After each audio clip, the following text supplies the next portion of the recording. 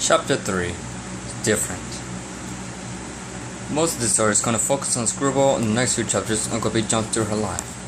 Thanks to those who have reviewed so far. There's no doubt about it.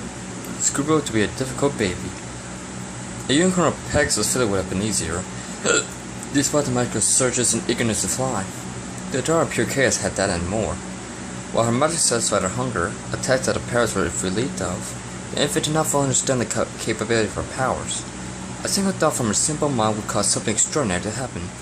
One day, Flosser had the misfortune to come to the nursery and find her child gnawing in the bars of her crib, which had been turned to licorice. Disco would never forget the night he made the most shocking discovery. A month after bringing Philly home, the couple would walk in the middle of the night hearing her wails. Your turn, Felicia wearily. With a groan, Disco teleported the nursery and gasped when he saw the crib empty. Screwy! He called desperately, using his nickname for her. Screwy, where? He heard her sinister laugh and looked up to see Screw floating above his head. Oh, heck, he mumbled. You should have guessed this would happen. He jumped down and swung his arms at her. Oh, but she was as stubborn as her father and easily dodged him. Get down here, young lady, he demanded. Then he jumped so hard that his head crushed in the ceiling, his antler horn leaving him stuck. Screwball snickered, but guessed when he saw the angry look on her father's face. She took that as a key to flee.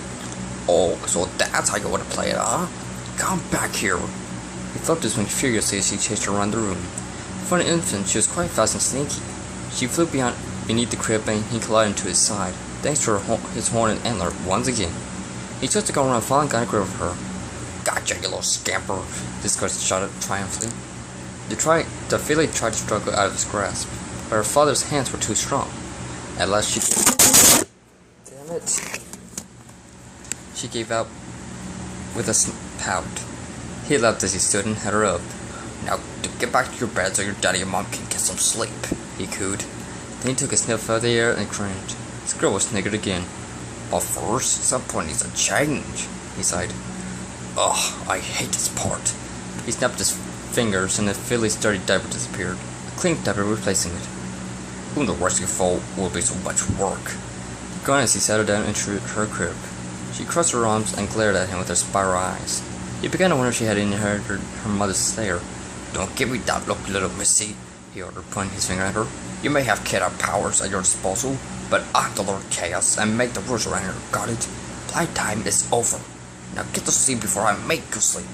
The filly sighed broken tears, causing Disco to freeze. That had been louder than he had intended. Please don't cry. She opened her mouth and wailed at full volume. It was not that he hated his daughter or vice versa. When it came to crying, he was helpless. He did not have the ability to calm down any living creature like Fluttershy. So far, she had been the only one to handle situations like this. Please, he begged. You're like your mother. He had to get her to quiet down and go to sleep. He had tried a sleep spell ages ago, but the filly had developed a resistance to most of his magic, he had discovered. A trick she received from her mother, no doubt. He considered fetching Sweat to take over from here, but he did not want to rouse her from bed. She had been working harder than ever this past month, taking care of the baby along with the pets. Disco did say he at least had to try to calm his daughter down. First, he could see what was making her cry. He had already changed her diaper. She clearly was not hungry, because she could handle that herself. He considered giving a laugh instead of a cry. Hey, Screwy, he exclaimed. Watch this. In a flash, he was on top of a unicycle juggling a pie, a boot and an anvil. Screwy stopped crying and watched his act with curiosity. The object soon left her father's hands and landed on his head. First the boot, then the pie, then the anvil. Ta-da! She blinked for a moment and then cried again. Sheesh, he muttered. Tough crowd. He nodded to her bedside. For goodness sake, what do you want from me, kid? His efforts did not make it any better. He slapped himself in the face. What would Fluttershy do in this predicament? In the time he had known her, he still had trouble being gentle with other creatures. He thought the problem was that others were absorbed with his appearance to give him a chance. But then he realized that the problem might be him not giving them a chance. Or rather, kindness a chance. Maybe he should give it a chance now. He thought about what Fluttershy would use to calm the baby down and then snapped his fingers. A lullaby? Is that what you want? The filly seemed to understand for she stopped wailing for a bit and held at her host with a whimper, indicating that she wanted him to hold her as well. He carefully scooped her in his arms. She was so tiny and soft. He would not be surprised if she grew to be as beautiful as her mother. Thank the hell she hadn't heard that part of her. He cradled her gently and intended to sing the lullaby Fluttershy would always use. This I'm actually gonna sing a little bit.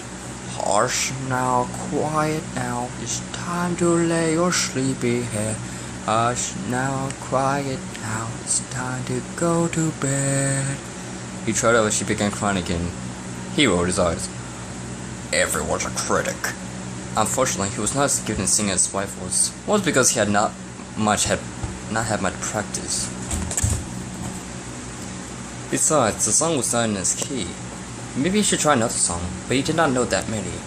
Perhaps he should make one up. The first song he sang came straight from his thoughts. Please do not cry, my dear. Your daddy is so very here. She paused a moment to listen to a haunting tune. Disco glanced down and saw that his cheesy song was working, so he continued. And if any pony caused you any harm or fear, he thought about what he would do if anything happened to his daughter. And I will bring them pain and drown them all in chocolate rain, 'cause I am your daddy Discord, and you are a piece of me. The filly giggled in delight, clearly enjoying the song. She clapped her tiny hooves for more. Disco smiled down and thought, Oh, shibboleth spawn of mine, without you I will be so lost. I will stick by your side, no matter what the tragic cost. Our crazy imagined thoughts are what give you and me our strength, 'cause you are my daughter Screwball, and you're gonna sleep right now. The lullaby took its effect. Screwball let out a yawn and closed her eyes. He gazed in awe as she innocently sucked her hoof. He would have given her a pacifier, but he knew it was useless, considering she had eaten the last 3. So he laid her in her crib, careful not to wake her. He picked up her stuffed dragon Sir Fancelot and slid it on her free foreleg. He then gently tucked the quid apple bloom had made over her small body. Smiling, he leaned forward and slightly kissed her feel on the forehead. Perhaps he was not such a bad father after all. When he teleported back into bed, he announced to his wife, "Well, baby can fly." Fluttershy sighed, still half asleep. Of course she can. Despite the complications, this corner of Fluttershy loved the newborn filly. She had a contagious laugh that was a combination of joy and sickness, much like her father's. Her powers, while making her difficult to deal with, were actually quite entertaining. Once she had learned to teleport, she and Disco took the game of pick-a-put to new heights. She would often get restless, but Fluttershy was able to calm her down with her tenderness. When that did not work, she would use to stare at her. Disco was grateful that Phil had not inherited his immunity. Biggest issue was finding a babysitter. While Pika was the most eager, not even she could handle the Phil's unpredictability. Rainbow Dash had to rise up for delivery. Twyla was too busy on her studies, and Rarity was too occupied with the store. Apple Bloom, Sweetie Belle, and Skill had tried, but not even 3 normal points could control this powerful, ecstatic infant. Applejack proved to be the best babysitter, with the assistance of Spike. As she had to raise Apple Bloom from infancy, she had the most experience, though her sister could not do magic. Even though it was a pain searching for her whenever she disappeared, she would not lose her patience and actually found ways to calm the filly down. The cowgirl considered her quite adorable. "And wish we had one," she had once said while cradling her. She had forgotten that Spike had been standing right next to her. "What?" Scribble was excited for her powers, not realizing how unusual it was for a filly like her. She got the most excited whenever Tinker was over. As Fluttershy had promised, she and Derpy would bring the dogs together for playdates. Scribble also adored her little playmate and was fascinated with her funny yellow eyes. She was down there for ages and wondered what the unicorn was looking at with one eye over the other. She would amuse her playing with her powers, making the toys levitating and circling in the air. Dinky would clap her hooves in pleasure. The only magical searches the unicorn had were when her pacifier, the same one Scribble had given her when they met in the hospital, was out of reach. When Rainbow Dash's twins arrived, Scribble was given 2 additional playmates. They were fraternity twins, a boy named Thunder Dash and a girl named Lightning Dash. They both had the father's light blue coats and their mother's violet eyes. Thunder's mane was streaked with blue, black, and purple, while Lightning's was red, orange, and yellow. Scribble took an immediate interest in their wings, finding them similar, yet smaller, to her mother's. It took a fight before they could walk. Scribble was a little over a year old when she had discovered this and was just starting to walk on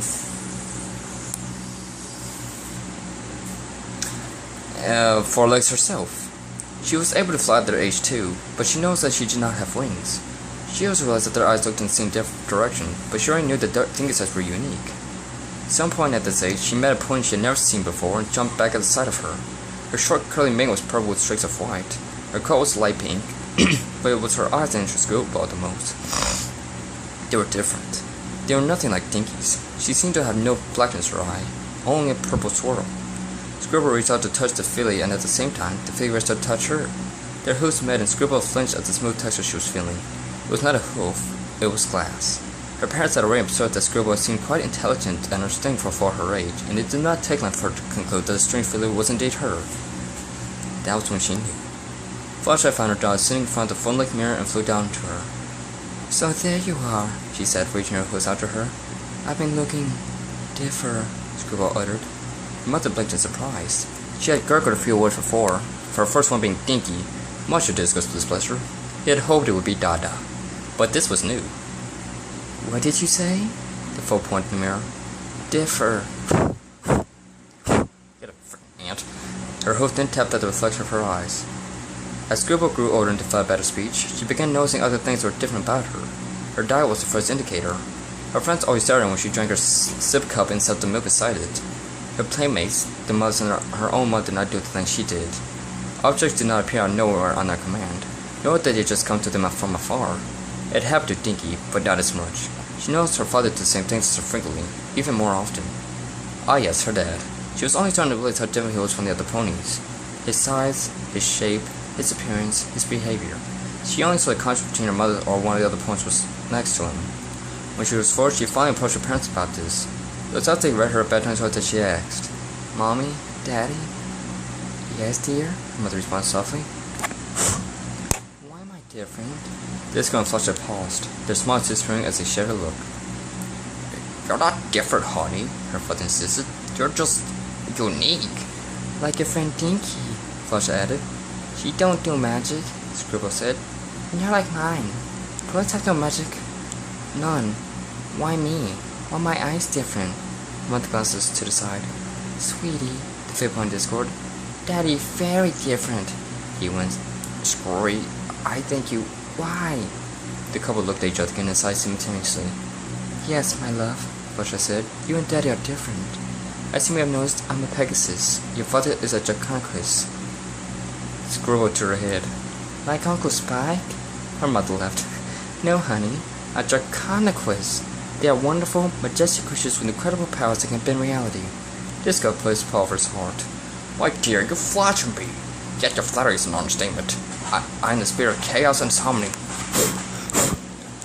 It's my duty to make the world less boring with my little quirks. And after all, what would this world be without chocolate rain?" Screwball squealed and kicked her hooves heavily in agreement. "Anyway," Fluttershy continued, "it's very unusual for two different creatures to marry. So when your mother and I fell in love, no pony really approved. We found a way through however, and had you. You look like a pony, but you have your father's powers. There's never been such a pony born before." "What your mother's trying to say is," Disco interrupted, leaning forward to brush his daughter's hair, you are special, because you are a product of two species.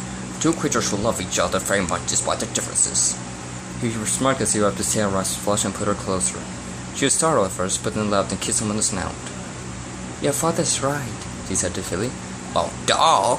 Disco huffed. "Of course I am." She nudged him, plucking the wrist with her elbow. "Don't you worry about being different, honey. Your eyes, your powers are what make you special." The Draconicus leaned forward. "And there's no pony more special than a little Screwball." The filly smiled, assuring them that their words had helped. After her parents had kissed her goodnight and turned out the lights, Screwball closed her eyes and sighed contentedly. Special. That's what she was. Special. Credit for the song Daddy Discord goes to San Joseph. If you haven't heard the song, check it out because it's brilliant. Of course, I had to tweak the lyrics a bit.